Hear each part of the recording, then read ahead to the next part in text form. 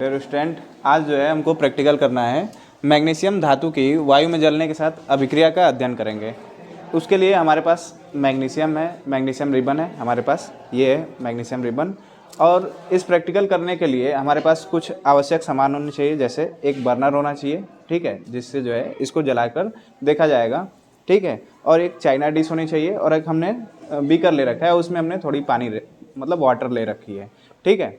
और इस प्रैक्टिकल को करने से पहले हम रासायनिक इसका समीकरण देख लेते हैं। क्या है कि हमने मैग्नीशियम को वायु में जो है मतलब ऑक्सीजन के प्रेजेंस में जलाया तो बनेगा क्या, सफ़ेद पाउडर बनेगा, जो किसका होगा, मैग्नीशियम ऑक्साइड का होगा। किसका होगा, मैग्नीशियम ऑक्साइड का होगा, ठीक है। ये जो मैग्नीशियम रिबन जलेगी ना, ये श्वेत रंग की होगी, यानी वाइट कलर की होगी, ठीक है।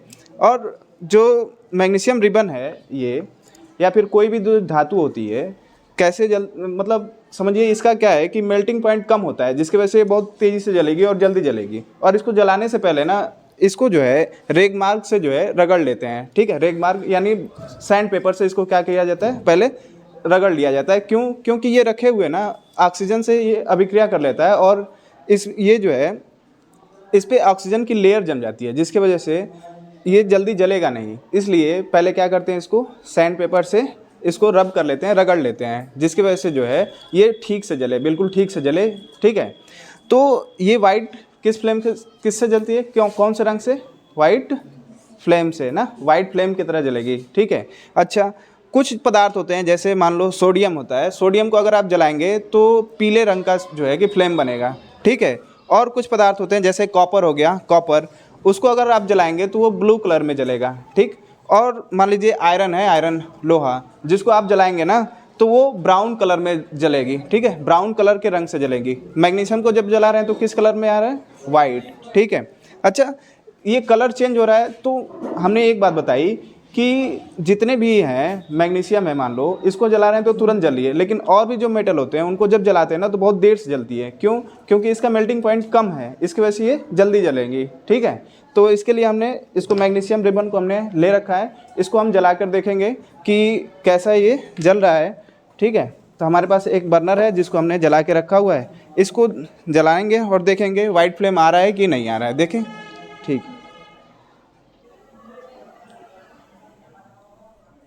देखिए ये वाइट फ्लेम के साथ जो है चल रही है, बहुत तेज़ फ्लेम होती है इसकी, ठीक है। और इसमें ये जो अवक्षेप बनेगा, पाउडर बनेगा, किसमें, सफ़ेद पाउडर बनेगा, कैसी प्रकृति होगी, क्षारीय होगी।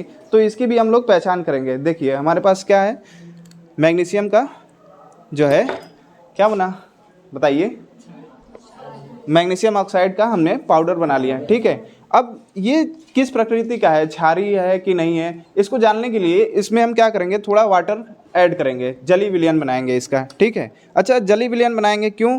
अगर जली विलयन नहीं बनाएंगे ना तो ये जो है पता नहीं चलेगा कि मतलब ये अपने आयंस में नहीं टूटेंगे, ठीक है। तो क्षारीय है कि अम्लीय है, इसका पता करने के लिए हम क्या करते हैं, किसी भी चीज़ का जली विलयन बनाते हैं। अगर हम शुष्क HCl ले लें ना, तो शुष्क HCl जो होता है ना, वो लिटमस पेपर के साथ अभिक्रिया नहीं दिखाएगी। क्यों? HCl तो एसिडिक होता है ना, तो लिटमस पेपर के साथ जो है कि उसका कलर चेंज होना चाहिए लिटमस पेपर का, है कि नहीं। तो लिटमस पेपर चेंज नहीं हो रहा है। क्यों नहीं होगा शुष्क के साथ? क्योंकि वो अपने आयंस में नहीं टूटे हैं, ठीक है। तो इसको जो है हमने जली विलयन बना लिया है, ठीक है। तो हम देख रहे हैं पीएच पेपर है हमारे पास, लिटमस पेपर है, ये रेड लिटमस पेपर है। तो रेड लिटमस पेपर की खासियत होती है कि ये अगर किस नेचर में जाए, अगर क्षारीय विलयन में जाएगा तो रेड लिटमस पेपर कैसा हो जाएगा, कैसा हो जाएगा जी, ब्लू कलर का हो जाएगा, ब्लू कलर का। तो देखते हैं ये लिटमस पेपर को ब्लू करता है या नहीं, ठीक है। इसको हमने इसमें डिप कर रखा है, थोड़ी देर के लिए रखेंगे और ये लिटमस पेपर किस में बदल जाएगा, ब्लू कलर में, ठीक है। देखते हैं, इसको हमने थोड़ी देर तक के लिए इसमें छोड़ के रखा है, तब तक कुछ चीज़ें जान लीजिए। जैसे ये हमने अभिक्रिया बताई, इसमें से हीट निकल रही थी ना, तो ये अभिक्रिया कैसी होगी, बोलो जी, एक्जोथर्मिक होगी। कैसी अभिक्रिया होगी, एक्जोथर्मिक होगी। एक्जोथर्मिक का मतलब क्या, इसमें से उष्मा बाहर निकलेगी। अच्छा, ये जो है ना एक केमिकल भी प्रोसेस है। कैसा प्रोसेस है, केमिकल प्रोसेस। केमिकल प्रोसेस का मतलब ये होता है कि अगर दो चीज़ें मिलके एक नई चीज़ बन गई है ना, इसमें क्या होता है, केमिकल प्रोसेस में क्या होता है कि दो चीज़ें मिलेंगी और एक नई चीज़ बनेगी, यही होता है ना रासायनिक अभिक्रिया, बोलो जी, है ना। भौतिक अवस्था में क्या होता है कि वो बस उसमें अवस्था परिवर्तन होता है, ठीक है। इसमें क्या होगा, केमिकल प्रोसेस क्या होता है कि नई चीज़ बनेंगी, ठीक है। अच्छा, तो ये क्या हुआ, एक तरह से ये इरिवर्सिबल रिएक्शन है। कैसा रिएक्शन है, इरिवर्सिबल रिएक्शन है। इरिवर्सिबल का मतलब क्या होता है, ये अभिक्रिया फिर से बनेगी क्या, मैग्नीशियम और ऑक्सीजन, नहीं बन पाएगा ना, मैग्नीशियम में बदल पाएगा क्या, नहीं बदलेगा ना, ठीक है। तो ये कैसी अभिक्रिया हुई, इरिवर्सिबल हुई, ठीक। और ये एक तरह का ऑक्सीडेशन प्रोसेस है। कैसा प्रोसेस है, ऑक्सीकरण प्रोसेस, मतलब ऑक्सीडेशन हो रहा है कि नहीं, मैग्नीशियम का ऑक्सीडेशन हो रहा है, दिख रहा है, ठीक है। और ये एक तरह की योगात्मक अभिक्रिया भी है। कैसी अभिक्रिया है, योगात्मक अभिक्रिया भी है, ठीक है। तो ये देखिए हमारा रेड लिटमस पेपर किस में कन्वर्ट हो गया, ब्लू कलर में, ब्लू कलर में हो गया क्या, ठीक सर।